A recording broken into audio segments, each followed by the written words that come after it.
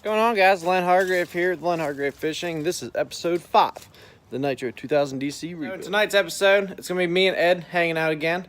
We're getting the holes punched in the lids for the new latches on the boat. So we're going to do all 9 lids tonight. Can't wait for that. We'll kind of walk through, Ed walk through the different things that we're doing. We just cut a piece of wood just to kind of give us something to drill into after we mount everything down. So we're going to load everything up out of his house here now, head over to where the press and the drill are, and go get this taken care of. So come along.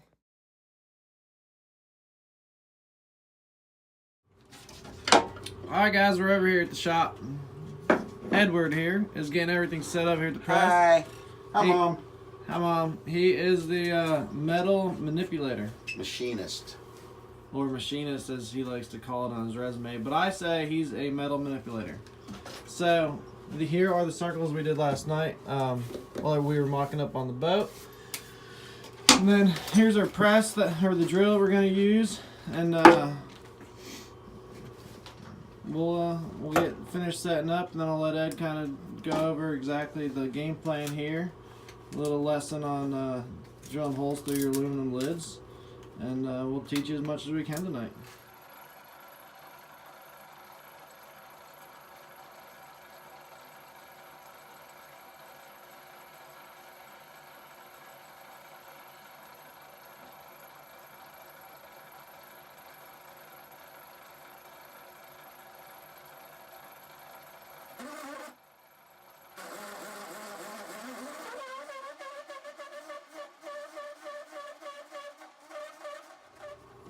Alright, so we got the first one done. Well, at least it punched out. So we're going to check our sizing. Everything should be good to go. And from the looks of things, I believe we're going to have to move the table and do a bunch of fun stuff to each lid to line it up. But we'll get it out and check it real quick.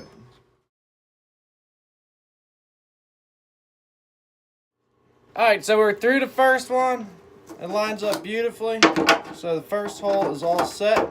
So we just got to do it 8 more times. So I'm going to let Ed tell you here exactly what we're doing and how we got through the lids. It's pretty simple, actually. It's just using a good bimetal Lennox hole saw. And the reason we're doing it at my friend Doug's house is because he has a milling machine which turns a real slow RPM.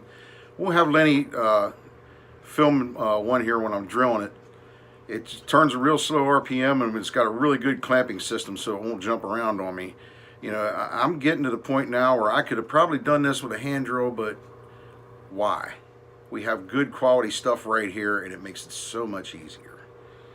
For those of you who don't have access to a machine like this, you can do it with a hand drill. Hold on.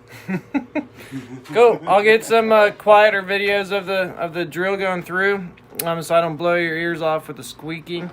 Now, would you suggest with something this thin of a metal, how thick do you think these lids are? It's 14 gauge. 14 gauge lids. Should we be lubricating the blade? You don't have to with this. Not with if you have a good high quality hole saw, you really don't have to if you can go slow enough. If you're on if you have a drill press or a drill that doesn't turn real slow, yes, lubricate it. You got to keep it cool. You'll just burn it right up. There you go. I'll get some footage here of the other 8 lids going down, and let's get this taken care of. All right, so we're going to show one more here of the whole drill. So we got it centered, lined up over the stuff we did last night. It's going to be a nice slow blade rotation, and then we just work our way in. We let the pilot bit get through first, and then we just work our way through to the blade, and we just go right through it. And this is, So there's the pilot. we're turning this 150 RPMs as recommended by the Lennox Corporation. 150. So if you didn't hear that, Ed said we're going at 150 RPM.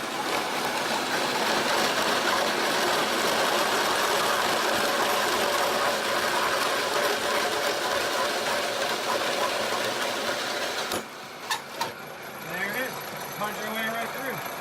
That black there is the foam that's underneath the lids to quiet while it's running. And there you go, guys, nice and slow. If you couldn't quite hear, it's 150 RPMs to get through. First you go nice and slow, get your pilot bit through. This is just a Lennox blade, like Ed said, with the Lennox auger. You just work your way through nice and slow until it punches through the other side. So that's 2 down. We got 7 more to go. All right, so now we got them cut. I'm gonna go through, just use a little deburring tool. And then you just go in here. And then on both sides, you just get the burrs off all the way around. Just to get it smoother for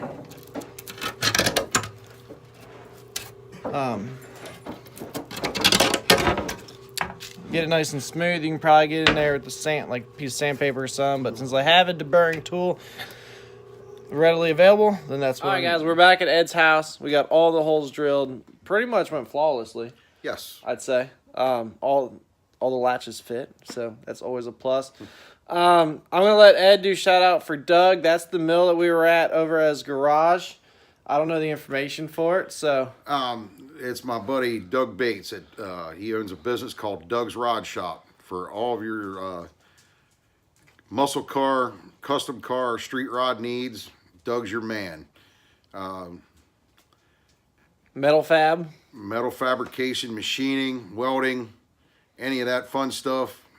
Got to see Doug Bates at Doug's Rod Shop. So I'm going to try to get some better contact information for that, like a phone number or something, and I'll post it either on my page. I'll edit the video. I'll do something to get better contact, but for now, if you guys have any issues or need anything, just get contact me through my page, and I'll get you in contact with Doug. But for now, I'm going to head back to the shop, get all the lids back in the garage, and then pretty much call that a night. So, Ed, thank you for your assistance. Anytime. Absolutely. Anytime. And I'll do a closing wrap here in just a minute, so stay tuned.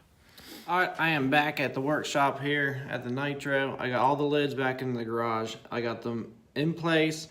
I loose fitted one here. This is my rod locker. Everything's backwards on the video because it's selfie mode. So, but this is gonna be my rod locker, and as you can tell, I got the hinges on loose with the carpet. It's not real solid, but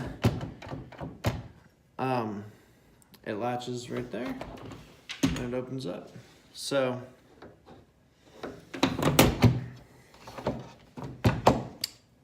with making it permanent, and the carpet and everything, it should work out just the way I want it to. So I'm gonna go through and just kind of mock up everything here quick, make sure that I can get them all to lock the way I need them to lock, and then call it a night. So thank you guys for watching the video. Thursday night or a couple days, I should be able to get back on and continue getting to work on this thing. But it's coming together. For sure. So thanks again to Ed for the assistance making the holes. Thank you very much, Doug from Doug's Rod Shop, for allowing us to come over and use the equipment. Make sure you follow along on my Instagram, lenfish42. Please subscribe to the page. Greatly appreciate it if you'd follow along, share the videos, and spread the word that I'm working on the boat and trying to bring good content to my viewers. So that's all for tonight for the video, and stay tuned for the next one. Thanks, guys.